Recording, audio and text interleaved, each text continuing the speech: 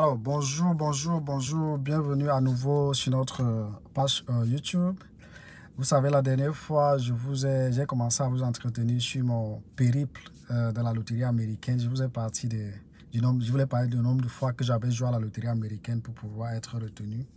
Et aujourd'hui, je reviens avec, je vais dire la deuxième partie avant de l'annonce des résultats à l'obtention du visa aujourd'hui.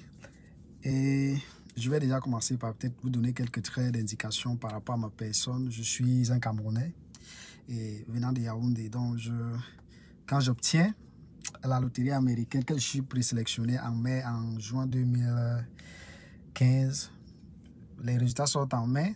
Je suis informé le 6 juin et je suis tout excité, très motivé. Je cause avec des amis qui sont aux États-Unis. Je vois comment la chose devient un peu réelle par rapport à je vous ai dit que mon numéro de tirage était 10 500 quelque chose. Je suis très excité. J'ai beaucoup de motivation. Je suis plus en train d'abandonner tout ce que j'avais comme projet sous la main sur le plan local. Et je vous ai dit sur l'autre vidéo que à ce moment-là, j'étais sur 2 projets. Je préparais ma soutenance en fin de formation et je me préparais à rejoindre notre pays. Alors, je remets l'autre projet pour l'autre pays de côté et puis je m'accentue sur le projet de la soutenance. Je soutiens finalement le 7 août de la même année et je travaille beaucoup je m'investis à 100% sur mon projet du visa américain. Je suis retenu à la loterie américaine 2015 avec ma fille qui avait à l'époque 4 ans, célibataire. J'étais célibataire. Et du 6 juin, j'ai rempli ma DS 260 le 21 juin 2015. Je la remplis et c'est la première année où on expédiait plus de documents par DHL. Bref, le gars qui m'avait aidé à jouer me fait remplir les documents à la main. Et je voyage sur une autre ville à Douala pour pouvoir aller rencontrer un grand frère là-bas.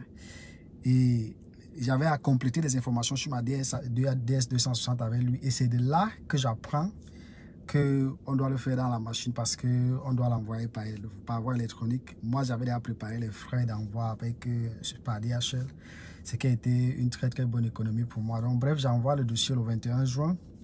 Et le dossier va entre le 21 juin et octobre où je reçois ma deuxième lettre. Donc juin, juillet, août, septembre, octobre. Donc disons qu'ils ont retenu mon dossier environ 5 mois là-bas. Le temps de le confronter à ce que j'avais dit quand j'avais joué au préalable et des détails que j'ai donnés dans ma DS 260 et tous les documents que j'avais envoyés là-bas. Bref, je reçois ma deuxième lettre.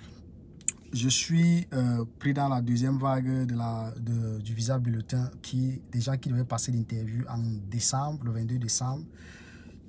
J'apprête tous mes documents, toute ma documentation, je sélectionne, je choisis un centre médical agréé pour pouvoir examiner les demandeurs du visa immigrants aux États-Unis. Je vais faire des visites avec ma fille. On apprête toute la documentation, mes diplômes originaux et copies, les actes de naissance originaux et copies, les passeports. À l'époque, on n'a pas utilisé la Vida Support. On a juste demandé l'adresse de mon hôte ici, l'adresse et le téléphone que j'avais mis dans la DS 260. Bref, j'apprête tout le dossier et nous cherchons les frais de visa. Nous avons déjà fait les examens. On a reçu les enveloppes scellées avec des CD du centre médical. Bref, tout le paquet, on a fait les photos de visa. Tout le paquet était déjà prêt. Et le jour de l'interview, on se rend, ma fille et moi, et puis ma femme, on se rend à l'ambassade à 5 h. Parce que le rendez-vous, les interviews commencent à 7h30. Il faut pouvoir être là-bas au plus tard à 6h30 par là. On ouvre les portes. Déjà, depuis l'accueil, je vous assure, vous pouvez sentir l'odeur des États-Unis parce que du fond du Cameroun, on blague beaucoup, on néglige beaucoup de choses. Même parfois, quand on a un policier devant nous, on fait des choses, on n'a pas de respect. Mais depuis la guérite de l'ambassade, où on interdit tout métal, aucun métal doit entrer, on vous fouille, vous ouvrez tous vos sacs, tout ce que vous avez amené, vous sortez tout. Il y a une table, vous faites ça devant tout le monde. Et qu'il pleuve ou qu'il neige, vous le faites là. Vous n'entrez pas dans le bâtiment avec ça. Vous fouillez tout votre truc. Ce qui est à prendre, ce qui est à mettre de côté, c'est pas tout là. Ça prend un bon bout, environ 30 à 40 minutes pour faire tout ça. Finalement, on réussit à entrer. Les seules personnes qui entrent pour l'interview, à l'ambassade des États-Unis, c'est les personnes concernées par le visa. Donc moi, j'ai joué seul avec ma fille. J'étais célibataire. Ma fille et moi, nous sommes donc entrés. Ma femme est restée dehors. Nous sommes entrés. Au passage, j'ai ajouté les photos qui montraient la vie en commune avec ma fille, ainsi de suite. Bref, nous entrons et on nous remet des tickets. En fait, on nous fait une sorte de numérotation par ordre d'arrivée. Alors, il y a 3 étapes au minimum. La première étape, on vous fait passer à la première porte, à la première fenêtre, où vous faites déposer vos documents originaux et copies et vous déposez les frais de visa. La deuxième porte, on vous prend les empreintes et puis il y a quelques questions là. Et puis la troisième porte, c'est essentiellement là où vous passez l'interview devant l'officier consulaire. Ils sont de toutes les couleurs, noir ou blanc. Ils parlent généralement la langue locale de votre pays. Si c'est le français, ils parlent au moins le français. Et l'anglais, c'est évident qu'ils le parlent. Alors, j'aimerais dire ceci. Quand j'ai fait une vidéo dernièrement, pour dire aux gens que le mensonge, le faux et autres, c'est des choses qu'on utilise régulièrement dans notre quotidien, mais ça ne nous aide pas quand on tente de mettre les pieds hors du pays. À ce niveau-là, le principe qui marche est simple. Je me rappelle à l'école primaire. Ce que l'on conçoit bien s'énonce clairement et les mots pour le dire s'énoncent aisément. Alors, quand vous avez joué à votre loterie américaine en tant que vous avez dit toute la vérité, quand vous avez effectivement suivi tout le processus de processus entre la déclaration, l'obtention des résultats et l'élaboration de toute la documentation qui va avec, et quand vous vous rendez à l'ambassade, l'interview, c'est rien du tout. En fait, c'est rien du tout. L'accoutrement, vous devez être quelqu'un qui entre dans un bureau administratif, vous ne devez pas aller en jean déchiré ou quoi que ce soit. Vous devez vous mettre dans une tenue de quelqu'un qui va rencontrer un responsable dans un bureau. Et les questions qu'on vous pose sont naturelles. Vous n'avez rien à craindre. On ne va pas vous faire la sorcellerie là-bas.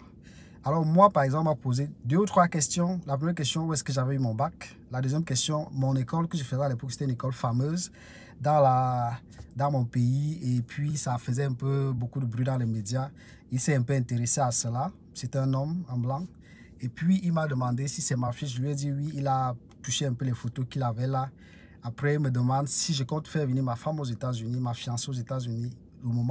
Une fois qu'on se sera marié, je lui ai dit oui. Il a pris 2 ou 3 minutes là. Il m'a fait comprendre que félicitations, je viens d'avoir mon visa. Ça n'a pas fait 5 minutes, hein, ça va très vite.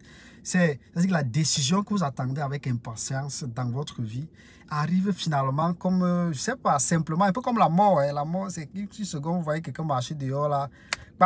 Quelques secondes, il suffit qu'il blague, il va couiller un arbre avec une voiture et puis vous entendez que le souffle est parti, il ne vit plus. Donc c'est comme ça que ça arrive, on vous annonce, vous avez désormais le visa. Ils vous font prêter le serment.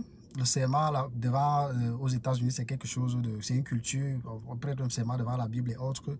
Donc c'est un peu ça mon parcours d'interview à l'ambassade. Il n'y a rien de magique.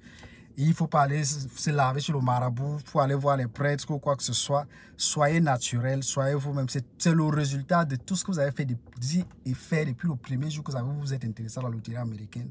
Si vous avez fait le faux, vous serez coincé là-bas devant. Si vous n'avez pas fait le faux, c'est très simple. Donc, c'est ce que nous avions à partager avec vous. Ceux qui s'apprêtent à aller passer des interviews très prochainement, je vous conseille d'être naturel. Suivez les moindres détails de vos procédures, même si quelqu'un vous aide, parce que c'est les questions, les détails qu'on vous pose à l'interview. Des moindres détails que parfois vous pouvez négliger. Mais intéressez-vous à tout ce qu'on met dans vos documents, tout ce que vous faites, chaque étape. Ainsi, dès qu'on vous ramène là-dessus, vous avez la réponse à la question. On ne va pas vous piéger là-bas, on veut juste extraire de vous une information, on vous consulte en fait à l'interview. Donc c'est un peu ça. Merci de toujours vous intéresser à ce que nous faisons. Merci de partager les vidéos, merci de souscrire, merci d'avoir du temps pour nous. J'espère que mes conseils vous aident et que vous trouvez aussi du bonheur dans toutes vos activités, dans toutes vos procédures. All right, bye bye, à bientôt.